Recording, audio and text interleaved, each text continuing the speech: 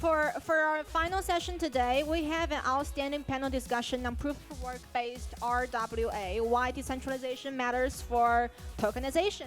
And I'm delighted to welcome our moderator, Pauline, from Investment Hong Kong, who has always been a supportive friend of us, along with our exceptional group of industry leaders panelists, Rob from viaBTC and CoinEX, joined from Galaxy Digital, Larry from HashPower, and Chris from KasMedia. Due to conflicts of schedule, John from BTC Magazine couldn't show up. We hope we can have him next time. Now, welcome.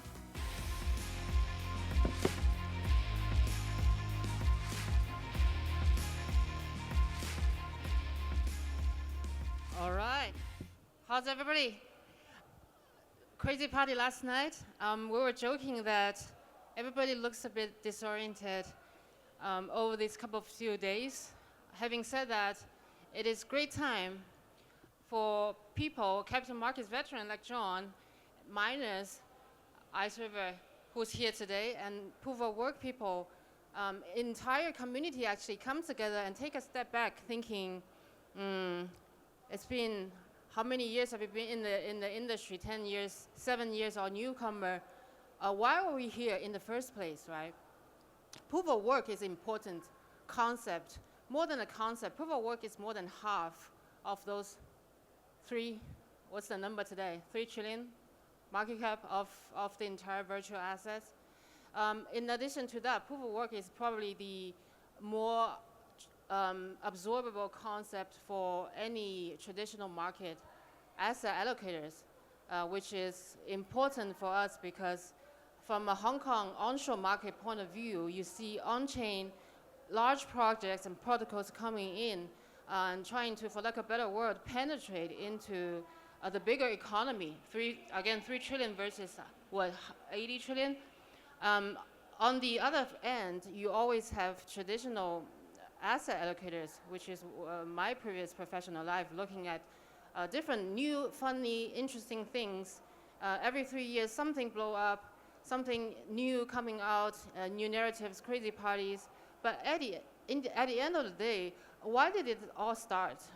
Decentralized DLT system, decentralized finance, the governance, the privacy, and proof of work, really. That's why we're here. We appreciate Kaspa to bring this event to Hong Kong.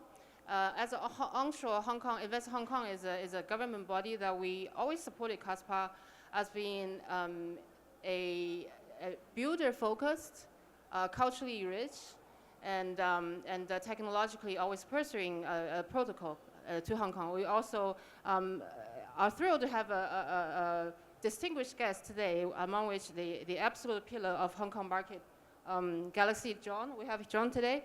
And viaBTC, Rob has always been closely working with Kaspa Foundation. Larry and KasMedia. So can't wait. First question, everybody. What do you see, how do you define proof of work really as an asset class? And in terms of when capital look at proof of work, what's your one-liner explanation or pitch to the real world? I think that is the backbone, right, of the entire crypto space itself. When we look into proof of work, right, like we're primarily talking about Bitcoin, right, like and Bitcoin makes up, it's the cornerstone of the entire market. It's why this brings us all this, like brings all of us here together, and I think it's here to stay. And yeah, it's the backbone of the industry. Simple as that.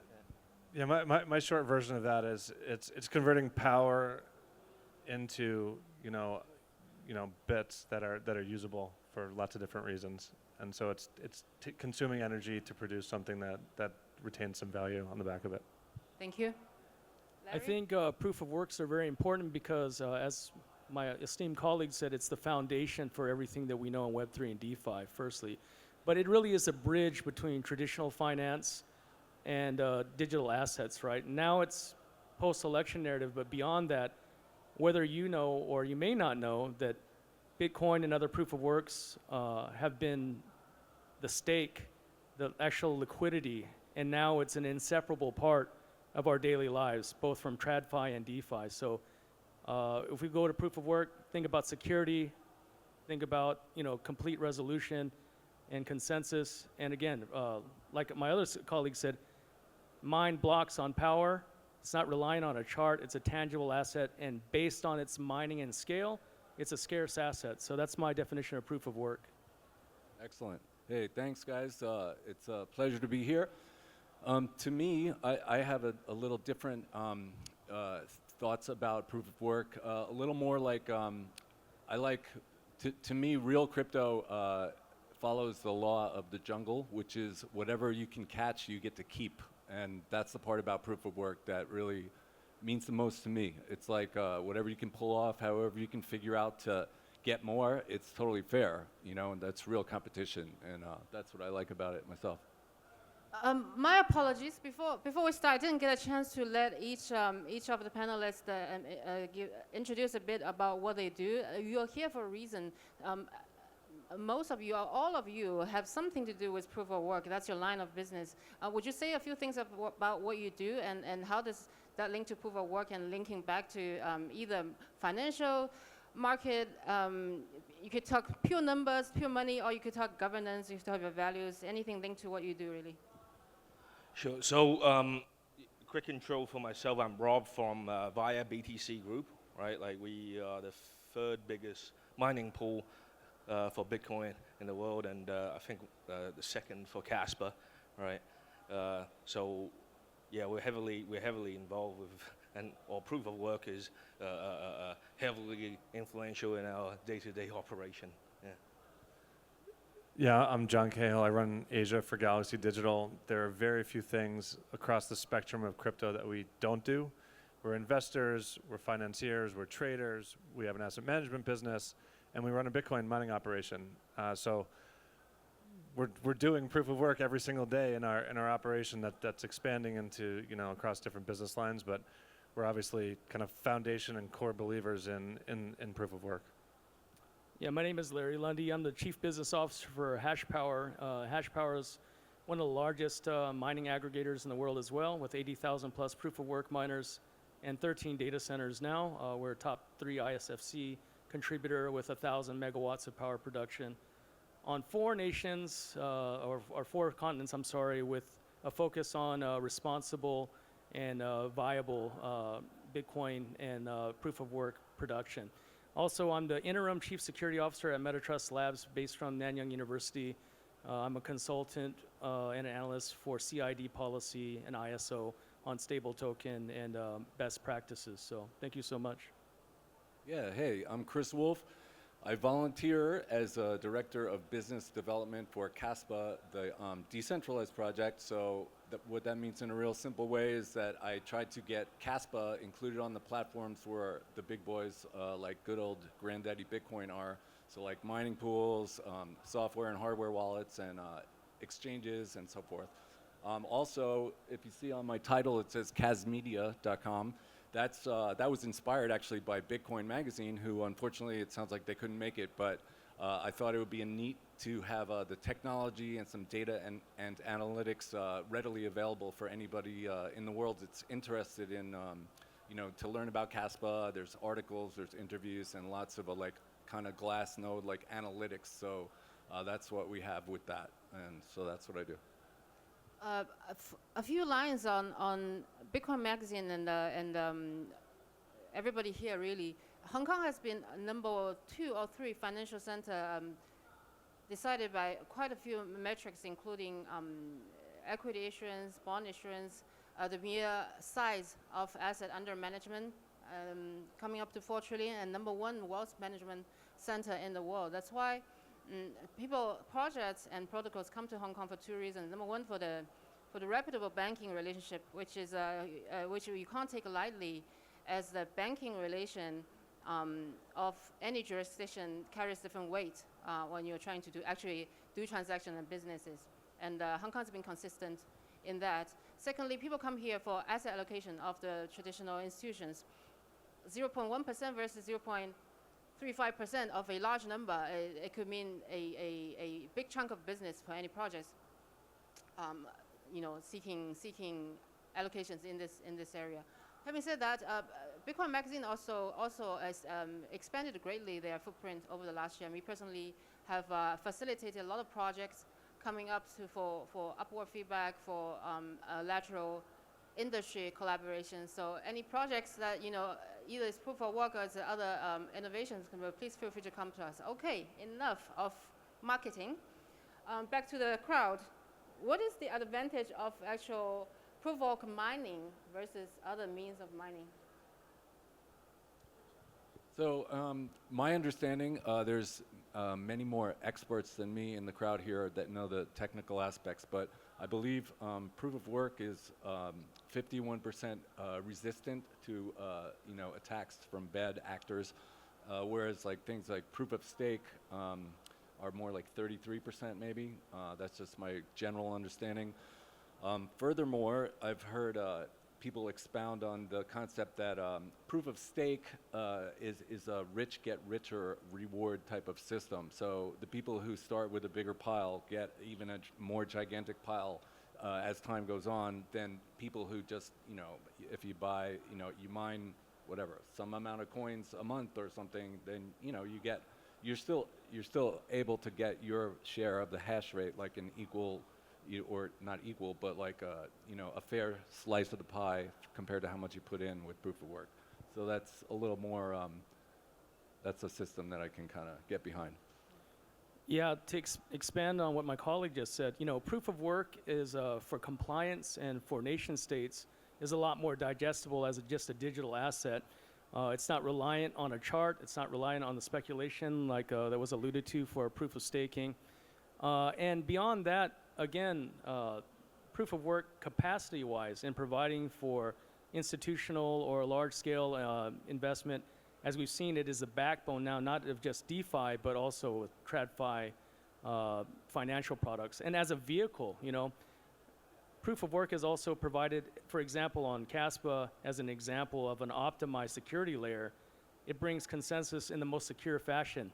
So we always talk about like how we want DeFi to be accessible. Well, proof of work really makes the barrier of entry low. I'll give you a good example. If you ask people, the layman, about crypto, you get reverse Kramer. First thing they'll say is, oh, crypto's bad. It's a scam, it's a lie. But then if you talk about Bitcoin or Litecoin, like, oh, it's good. We should invest. There's an ETF. That's good. Do you have some Bitcoin? So now we see the flip side based post-election narrative to proof of work being really a main focus in the world. Look at just Hut 8 and American Data, how they've been conglomerated now into Bitcoin America or American Bitcoin, and now it's becoming not just an important financial structure in the world through proof of work, but proof of work is actually the first hybrid viable asset. What I mean is it was a bridge between, again, TradFi and DeFi. And we wouldn't have stable tokens, we wouldn't have any of these other, hyper deflationary concepts, because proof of work does something very unique besides also provide a real scarce asset. The only asset we can't buy back is time.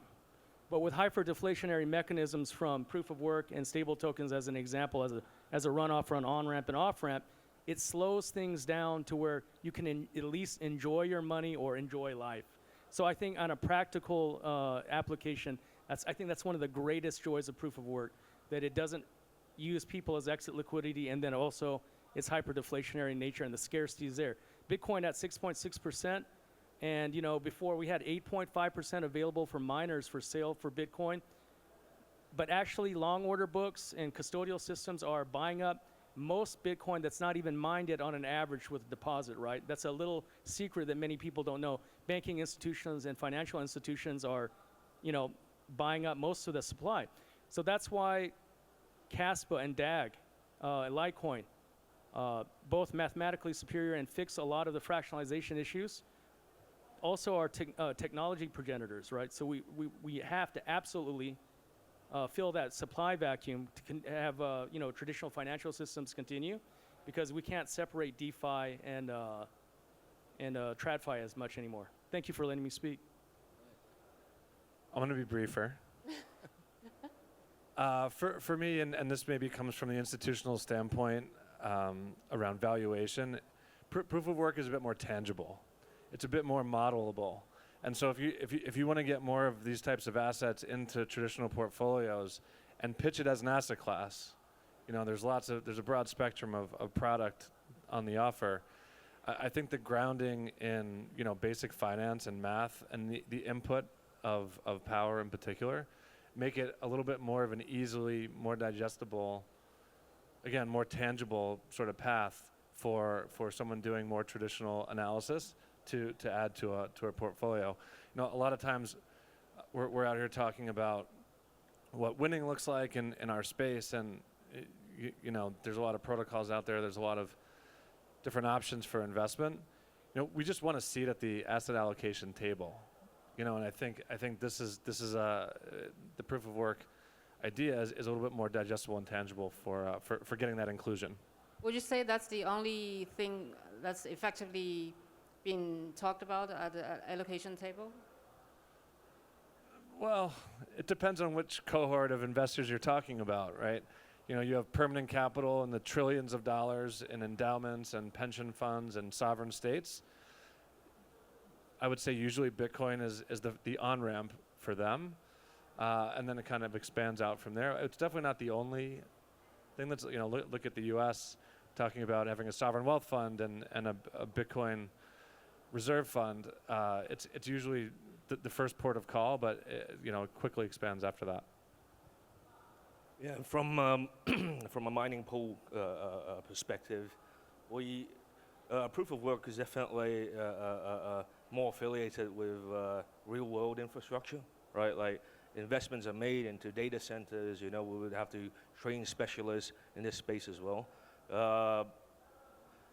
So unlike your proof of stake, right, which is just a digital process, I think from our perspective, it's definitely more tangible, as John said, and also I think there's actually a better or more tangible contribution to GDP as well, right, in that sense. Thank you. All right. Next up, for those who mine, for the miners, miner services and mining machines folks in the room, how do you balance the power cost efficiency and the jurisdiction sort of, I wouldn't say arbitrage, but jurisdiction decision making in your line of work? If I can add to that, I think one of the bigger challenges is making sure that everyone's fed. I think that's one of the bigger challenges. I think that, like for example, Donald Trump, or President Trump made the statement that he wants to make America the mining aggregator of the world, cheapest power, most availability. And how does that happen? Well, I think there's an equilibrium.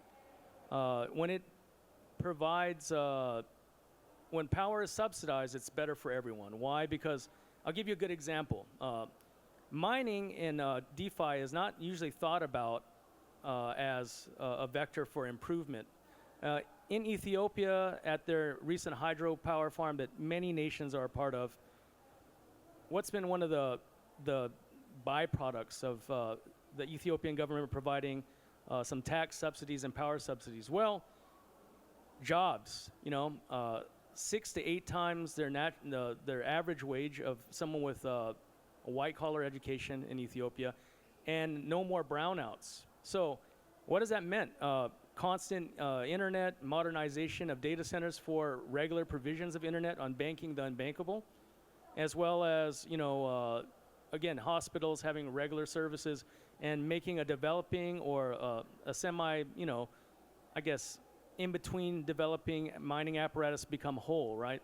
And so I think one of the challenges is, we always talk about renewable energy or responsible energy or green energy, but who's going to buy into that? I think like manufacturers like Ice River and Alpha and Bitmain are trying to provide, because of this, run on power and the need for proof of work, to provide more affordable miners, as well as miners that are more efficient on heat. So we always talk about power, but what's one of the biggest drawbacks to miners? Heat and noise, right? And size.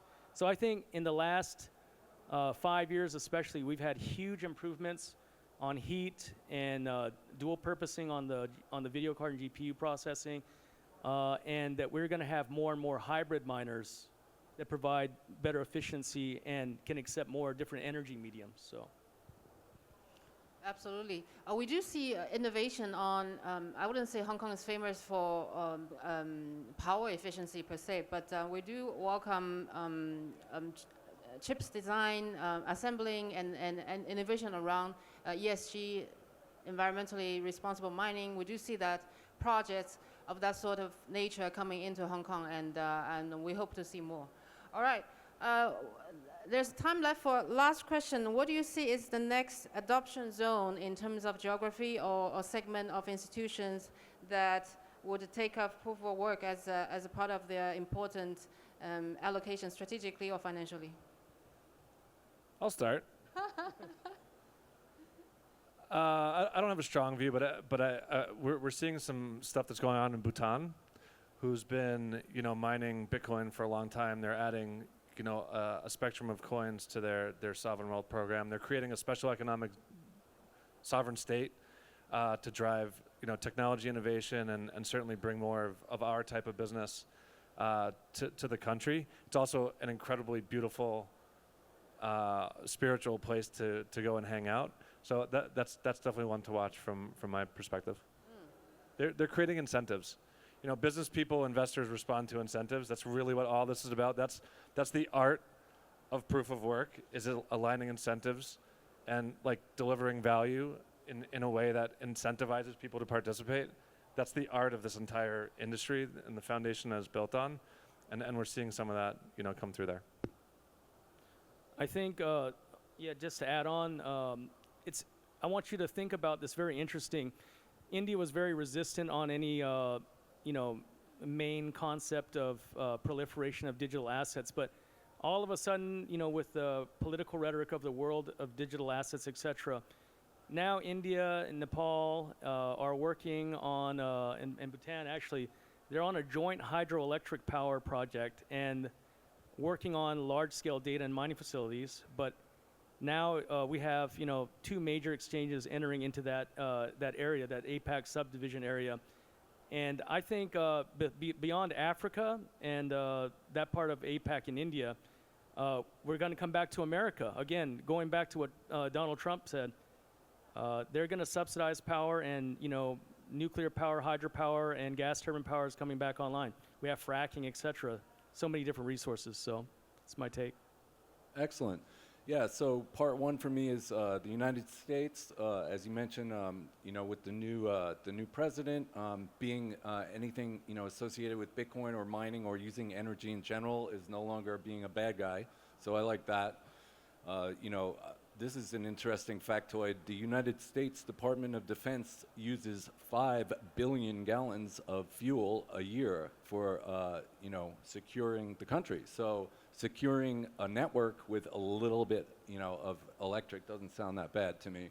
Also, here's something interesting, a use case that's sprung up in the last maybe 6 months. There's an interesting group of guys that popped up, mostly from Europe and a little bit from Middle East, North Africa. It's called Kaspa Industrial Initiative. And these guys have a very strong background in energy production, and so they have this hurdle, which is this big roadblock that makes it a real pain for the grids, the electric grids of different countries and different regions to be interconnected. So sometimes they'll make extra energy and they'll offload it to the neighbors, right? Because those guys will need a little more, and then sometimes they'll need to get some back, and they settle it now with cash. So they have to go between different currencies, and they have to only do it in banking hours, and they have to do wire transfers and crazy accounting. So they looked for a way to do it with digital, with a token. So they're creating a token called Gigawatt. It's going to be a stable coin, and it's going to be on Kaspa. And the neat thing is that they can settle every 15 minutes, 24 hours a day, and they have their own energy, and they can get their own ASICs. So now, instead of only running the miners to get the rewarded coins, you can just think of them as like a business server.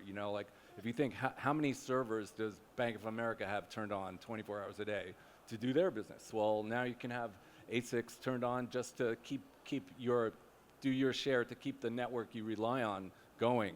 you know, and also the censorship resistance was something I left out about proof of work, but it's very important to, you know, large entities and industries, when they're moving tokens like this in the hopefully near future, they need to, if there's sanctions or something, those guys I don't think really care about that too much. They just need to be able to transact smoothly and promptly. So the censorship resistance feature of proof of work overall that's on Kaspa also was very interesting to them.